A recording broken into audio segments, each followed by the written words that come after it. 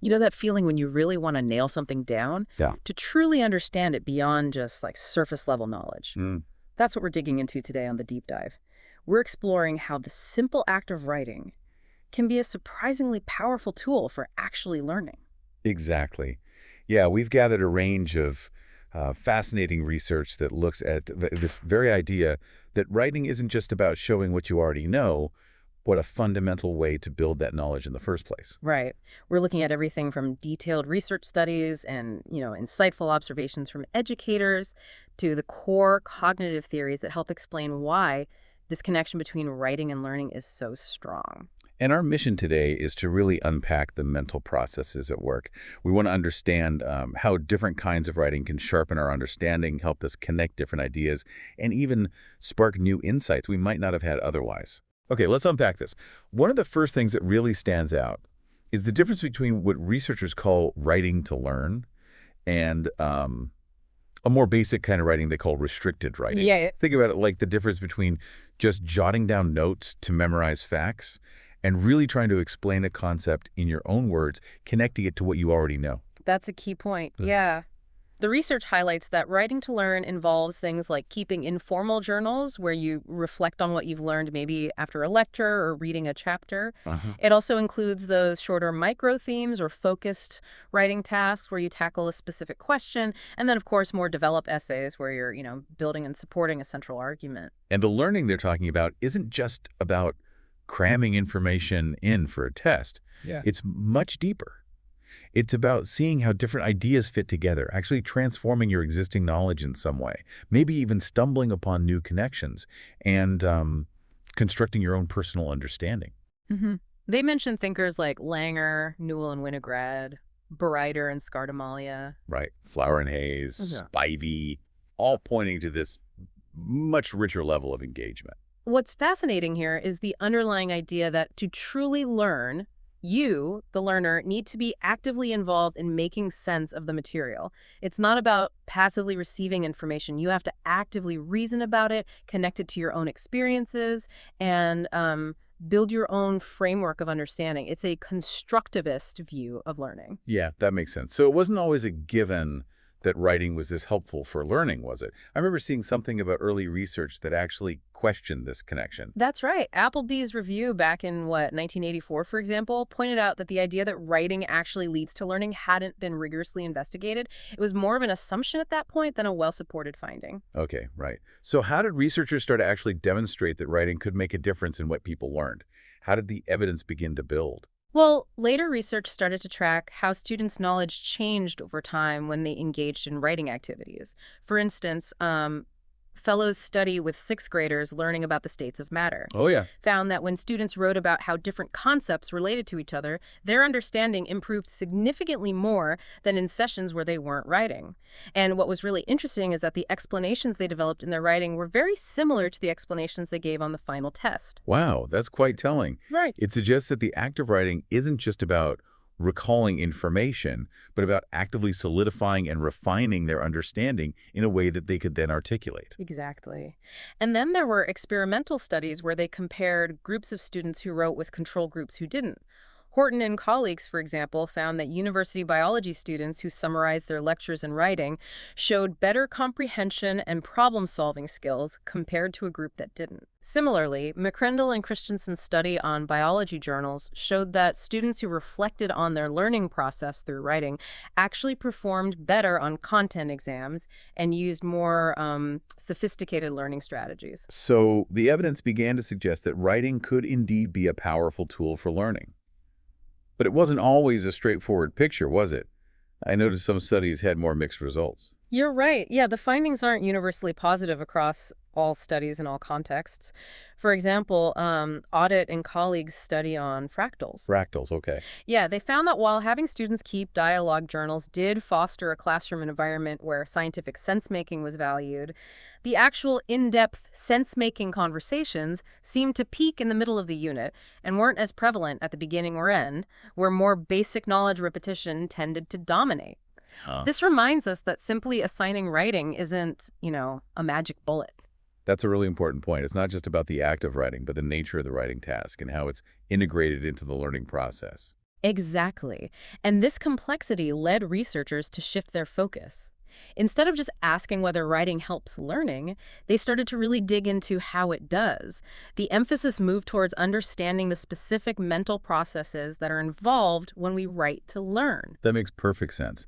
It's not just about putting words on paper, but what's happening inside our heads as we do that. Absolutely. Wang and colleagues' review of a lot of educational studies highlighted that these cognitive and metacognitive factors, our thinking processes and our thinking about our thinking, play a crucial role in learning. Right. Understanding these processes in the context of writing to learn can have significant implications for how we design our teaching, our assignments, and the feedback we give to learners. You mentioned metacognitive factors. That's about being aware of your own understanding, right?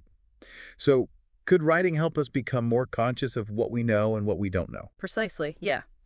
By trying to articulate our thoughts in writing, we make them more concrete and accessible for our own reflection. We can see the gaps in our understanding more clearly when we try to put our ideas into words. The research also briefly touched on the social aspects of learning, but then focused more on the cognitive side. Why was that? Well, while the social context undoubtedly plays a role in how we learn through writing, the research we're focusing on today primarily examines the cognitive mechanisms. The authors point out that many existing studies don't have detailed information about the social interactions that occurred, making it hard to really analyze their impact. Gotcha. Additionally, they emphasize that cognitive factors have been shown to have a strong and direct influence on learning itself. Okay, so let's really dive into these cognitive processes. The research you shared outlines four main ideas, or hypotheses, about how writing affects our thinking. This sounds like the real core of understanding the how behind writing to learn. Exactly. These four hypotheses, which were summarized nicely in a table in the research, offer a different perspective on the relationship between writing and our internal thought processes. They differ in a few key ways. How spontaneous or deliberate the writing process is, Hmm. how much expertise in writing is needed, how much we're consciously monitoring our writing as we go, and how formal the final written piece is. And these hypotheses are all looked at through the lens of learning as a goal-directed search through a problem space. That sounds a bit abstract. Can you give us a more relatable way to think about that? Sure, think of learning like trying to solve a puzzle. You have a goal to complete the puzzle, and you have different pieces and strategies you can use. Hmm. Writing, in this analogy, is like one of the strategies you might use. Right. These four hypotheses suggest different ways that the act of writing can help you find the right pieces and put them together to solve the puzzle of understanding. So it's about how we consciously or unconsciously use writing in ways that help us figure things out and build understanding. Precisely. The first hypothesis they introduce is shaping at the point of utterance. What's the main idea there? As I understand it, this is about a more free-flowing kind of writing, where you're essentially putting your thoughts down on paper as they come to you Mm-hmm. without a lot of pre-planning or heavy editing. Almost like thinking out loud, but you're using a pen instead of your voice. Mm-hmm. So this first hypothesis emphasizes the spontaneous end of our spectrum, suggesting that just getting your thoughts down without much deliberation, regardless of your compositional expertise, with perhaps lower self-monitoring and in a more informal style. Is that right? You've got it. The idea is that the very act of putting words down can allow insights to emerge from your experiences. Think about Pennebaker's research on people writing about traumatic events. Oh, right. He found that this kind of writing, where people just express their thoughts and feelings freely, can actually lead to changes in how they process those experiences. As individuals move from more disorganized to more coherent narratives in their writing, it seems to reflect a cognitive restructuring. That's fascinating. So by externalizing these thoughts, even if they're initially scattered, we can start to make sense of them and see patterns we might not have noticed otherwise. Exactly. Galbraith's concept of spelling out implicit knowledge also fits here. The idea is that through spontaneous writing, we can make our own unspoken understanding of a topic more explicit. Huh. He even suggested that people who are less concerned with monitoring their own expression might be particularly good at this kind of discovery through writing. And there's some indirect support for this, like our ability to just have casual conversations, right? Yeah. We can come up with novel sentences and ideas without a ton of conscious planning. Yes, and the research also points out that students sometimes structure their writing based on their intuitive understanding of different kinds of texts, even without explicit teaching about those structures. Plus, studies have shown that a lot of new ideas tend to surface during the initial drafting stage of writing, rather than later during revision. That makes sense. When you're just getting your initial thoughts down, you're probably more open to new connections and ideas popping up. There was also a brief mention of the Whorf-Sapir hypothesis. How does that relate? The connection here is the idea that the language we use can actually influence how we think about things. The Hoffman study with bilingual participants showed that the language they were using could affect how they perceived personalities. Interesting. This suggests that the language we choose in spontaneous writing might also subtly shape our understanding of the topic we're exploring. Okay, interesting. But there were also some criticisms of this shaping at the point of utterance idea, right? Concerns that it might just reinforce existing misunderstandings. Absolutely. Breiter and Scartamalia's knowledge-telling theory suggests that novice writers often just retrieve information from their memory and put it down on paper without really transforming it or thinking critically about it. Right, just dumping it out. Exactly, and Stotsky took this further, arguing that because our everyday language is often full of inaccurate or oversimplified explanations, just spontaneously writing about a complex topic using that language could actually reinforce existing misconceptions. Like those examples they gave saying something runs out of momentum in physics, which isn't quite right. Hmm. We're calling Schertelizer plant food in biology, which oversimplifies the process. Yeah. Our everyday ways of talking can sometimes embody incorrect scientific ideas. Exactly. So just spontaneously writing about these concepts using our existing, sometimes flawed language might not push us to confront and correct those underlying misunderstandings. Real conceptual change often requires us to actively examine and question our prior beliefs. Yeah.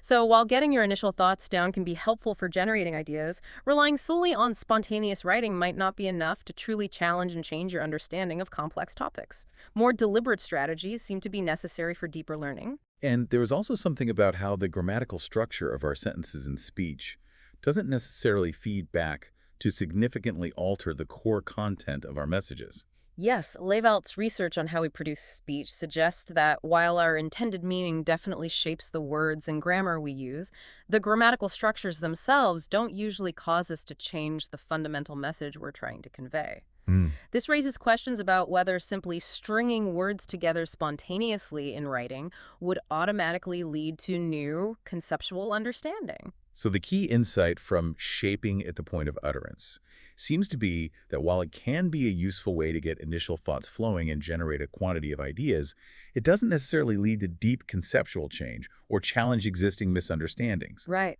More deliberate and focused writing strategies likely play a more significant role in that kind of learning. That's a great way to summarize it. The research suggests a real but limited effect on learning, often showing a correlation between the amount of language produced and some measures of learning, but not strong evidence of significant shifts in understanding. All right, let's move on to the second hypothesis. Forward search. What's the central idea here? Forward search really focuses on a unique power of writing, the fact that it creates a lasting record of our thinking. The core idea is that by writing down our thoughts, we make them permanent. And this allows us to reread, reflect on, and then build upon those initial ideas. Hey. It essentially helps us overcome the limitations of our working memory, that, short-term mental space where we hold and manipulate information. It's like having a physical representation of our thinking that we can then go back and interact with. Precisely. Young and Sullivan even used an analogy to doing arithmetic. We can probably handle simple calculations in our heads, but for more complex multi-step problems, we absolutely need to write down the intermediate steps so we can review them, combine them, and avoid getting lost. Yeah, totally. They argue that writing serves a very similar function for complex thought processes. That makes perfect sense. It's like offloading some of the mental workload onto the page, freeing up our cognitive resources to focus on deeper thinking. And the research mentioned how external aids can support recall and reasoning in other problem-solving situations. Yes, the work of Newell and Simon on tasks like solving puzzles and playing chess shows how using external aids can significantly enhance our cognitive abilities.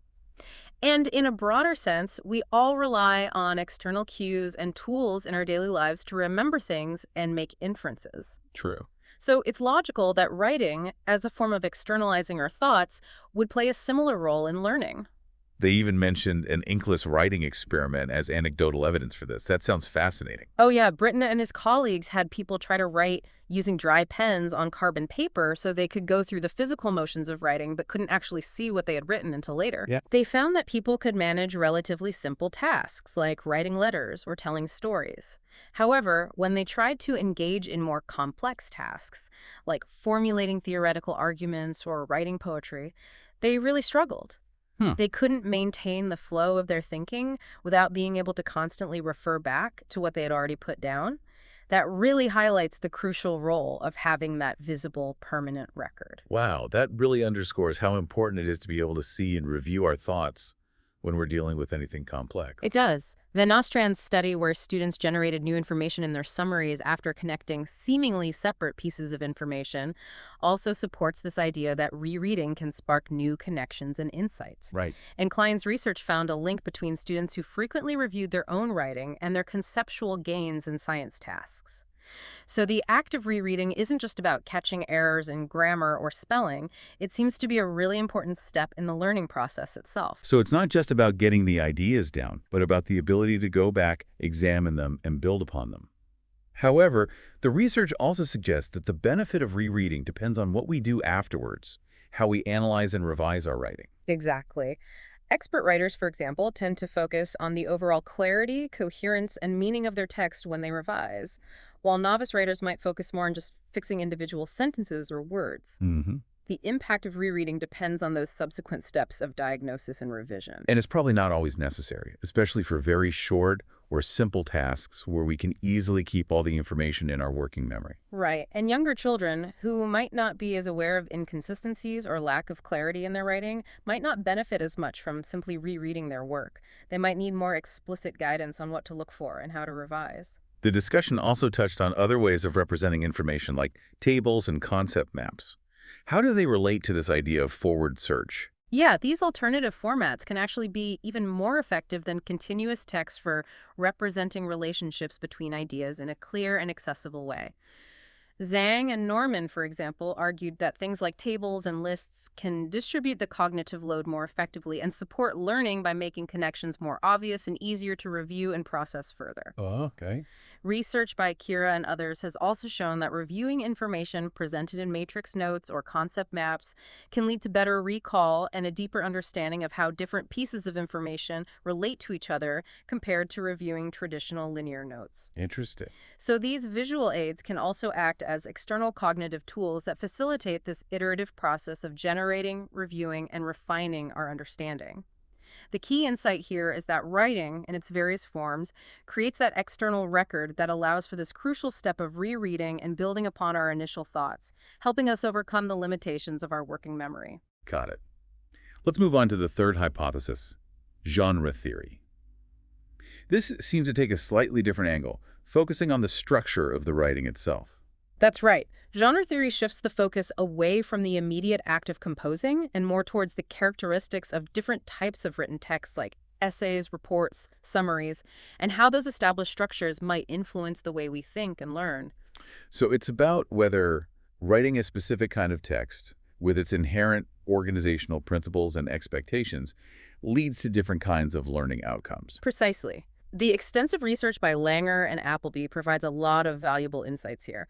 They found, for example, that when students wrote analytic essays, it led to them doing more hypothesizing, and they showed better recall and organization of the knowledge compared to students who just answered study questions or took notes. Another one of their studies indicated that analytic writing had a positive impact on how well students understood the specific details of a text and how well they could recall the main ideas, whereas more restrictive writing tasks might primarily improve their ability to recall information word for word. Right, like just copying definitions or something. Exactly.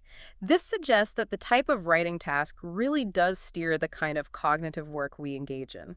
That's really interesting. So the structure of the writing assignment itself can actually shape the way we process and understand the information. There seemed to be a bit of a discussion about whether writing primarily helps with recall or with deeper understanding. What did the research suggest? Well, the research suggests it's not really in either situation. While some studies show that writing can definitely improve our ability to remember specific information, others highlight its role in fostering deeper comprehension. The key point that those who emphasize the constructivist view make is that writing tasks that require us to really elaborate on the information, to connect it to other ideas, and to explain it in our own words are more likely to lead to genuine understanding rather than just rote memorization. Right. However, it's often the case that when we engage in this kind of elaborative processing, it actually benefits both our recall and our understanding. Penrose's study pointed out some critical junctures in how genre-based writing can support learning. What were those key points? Yeah, Penrose's work showed that just assigning a particular genre of writing doesn't automatically guarantee learning. First, students need to actually understand and adopt the goal of that genre. For Sure. example, if you ask students to write a report, some might just end up paraphrasing information, while others might try to analyze and synthesize it. Second, even if they do try to meet the requirements of the genre, it doesn't always lead to more coherent writing or more complex thinking. And third, even if they do engage in those more complex cognitive processes, it might not always result in significant changes in their knowledge. Oh, So there's a chain of things that need to happen for genre to effectively support learning, and students' own interpretation of the task and their existing knowledge play a significant role in that process. so it's not just about assigning an essay. It's about the student understanding what an essay is supposed to do and engaging in the kind of thinking that essay writing typically demands. Exactly. Wiley and Voss's study, which compared problem-solving essays with reports, found that while the structures were different, the essays focused on causal relationships, while the reports presented collections of issues. Both types of writing actually improved the students' organization of knowledge. This highlights how different genres can facilitate different aspects of understanding. The key insight here is that the structure of the writing task, the genre, can indeed influence learning by prompting different cognitive processes. But it's a complex interaction between the assigned genre, the writer's understanding of it, their prior knowledge, and how they actually engage with the writing task. That leads us to the fourth and final hypothesis we're exploring today. Backward search models.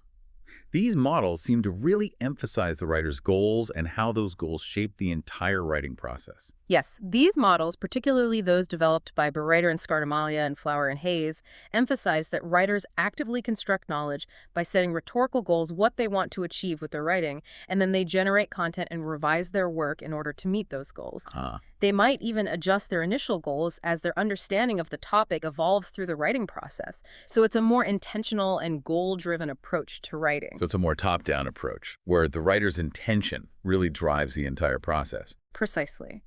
Flower and Hayes' well-known model describes the writing environment, our working memory, our long-term memory, and the recursive writing processes of planning, translating our thoughts into text, and reviewing what we've written. Mm-hmm. Bereiter and Scardamalia's model talks about two interconnected problem spaces: the content space, where we're grappling with what do I mean, and the rhetorical space, where we're focused on how do I effectively communicate this to my audience. Okay. The key is that we're constantly moving back and forth between these spaces, using our rhetorical goals to shape the content and our developing content to potentially reshape our goals.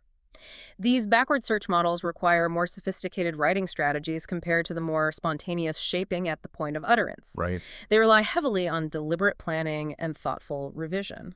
And these more intentional, goal-oriented models like backward search can actually incorporate elements of the other approaches we've discussed. Exactly. Forward search. That process of writing something down to externalize it and then rereading to build upon it can be seen as a set of operations that we might use within the content space of the backward search model. Mm-hmm. And our knowledge of different genres can certainly inform the rhetorical subgoals that we set as we're trying to achieve our overall communicative purpose. What's the evidence that these backward search strategies actually lead to better learning? A lot of the research in this area compares the writing processes of expert and novice writers. These studies consistently show that expert writers tend to use these goal-setting and reflection strategies much more frequently and effectively than novice writers do. Makes sense. Think aloud protocols, where writers verbalize their thoughts as they write, provide valuable insights into how expert writers engage in this kind of planning and reflection.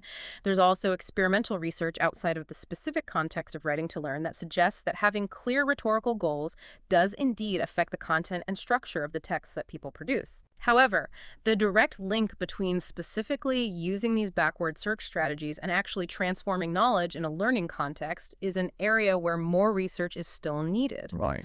While studies show that these strategies can change how students approach writing and how engaged they are, we don't yet have strong, direct evidence definitively proving that they lead to greater knowledge gain in typical learning situations. Some earlier research did suggest that teaching these kinds of planning and revising skills could improve learning, and other studies have shown that even younger students can learn to engage in these strategies with the right kind of support. But again, direct and robust measures of knowledge change in those specific contexts are often lacking. Gotcha. The key insight here is that while these backward search models provide a compelling framework for understanding how expert writers compose, and it seems logical that these strategies could be very beneficial for learning, more research is needed to specifically test that link in diverse educational settings. So while these backward search models offer a powerful way to think about how skilled writers create texts, and it seems likely that these strategies could support deeper learning, we need more research to specifically confirm that connection in various learning environments. Exactly. That's a good summary. We've covered a lot of ground exploring these 4 different ways of thinking about how writing and learning intersect. What's the overall summary and conclusion from all of this research?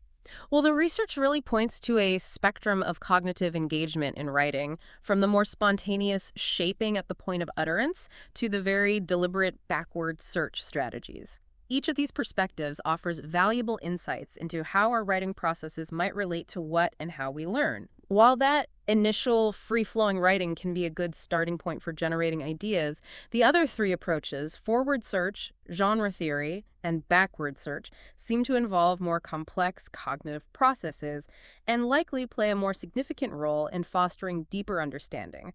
Although, as we've said, more empirical research is still needed to fully validate their impact on learning.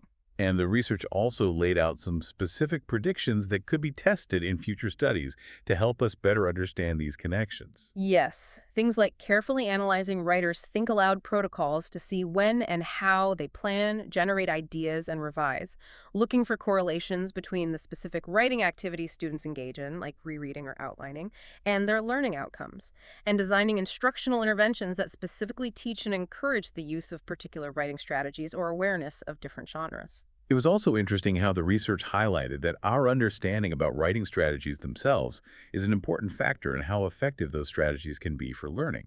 Absolutely. Knowing when to use a particular strategy, understanding why it might be helpful, and being able to adapt it to different situations are all crucial aspects of being an effective writer and learner. Hmm. The researchers even suggested that backward search models might be more complete if they explicitly included learning as a top-level goal to better explain why writers would engage in that deep level of content processing. Ah, that makes sense. And the backward search models, with their emphasis on goals and planning, could potentially provide a framework for integrating the other hypotheses, showing how they might all work together in the complex process of writing to learn. The discussion also touched on how our level of writing skill might affect how much we learn through writing. Yes, it's logical that students who struggle with the mechanics of writing might initially show lower levels of learning through writing simply because so much of their mental energy is focused on the act of forming letters and constructing sentences. Right. The cognitive load. Exactly. For very young writers or those with significant writing challenges, talking about their ideas might actually be a more effective way to process and learn in the early stages. However, the potential for learning gains through writing is likely still there, and research suggests that even young children's planning and revising skills can be improved with instruction. Okay.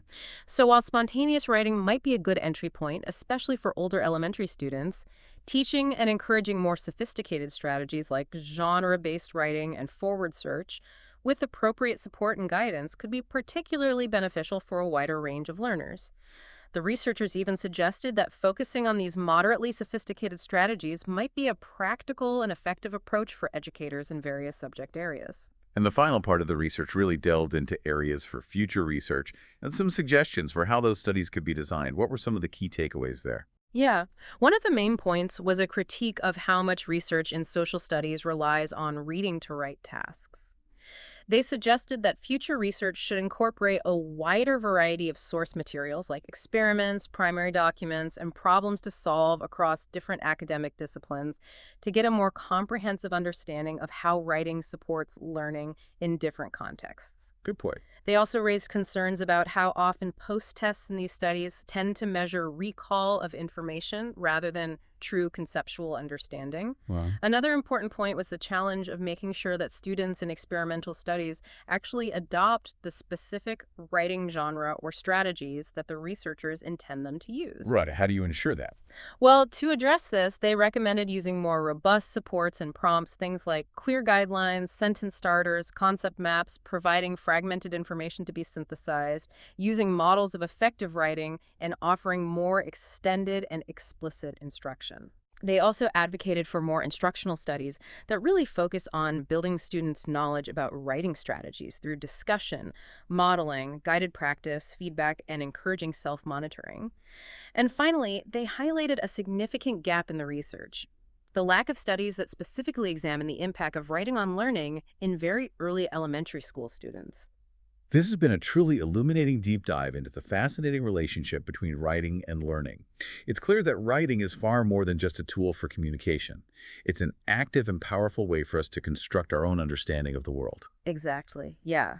We've explored 4 different cognitive perspectives on how this happens, from the initial spark of spontaneous thought to the more structured and goal-oriented processes of planning and revision, and how the very structure of different kinds of writing can shape our thinking. So the key insight is that writing is not just about communicating what you know, but a dynamic process that actively shapes and deepens your understanding. So here's a final thought for you, the listener.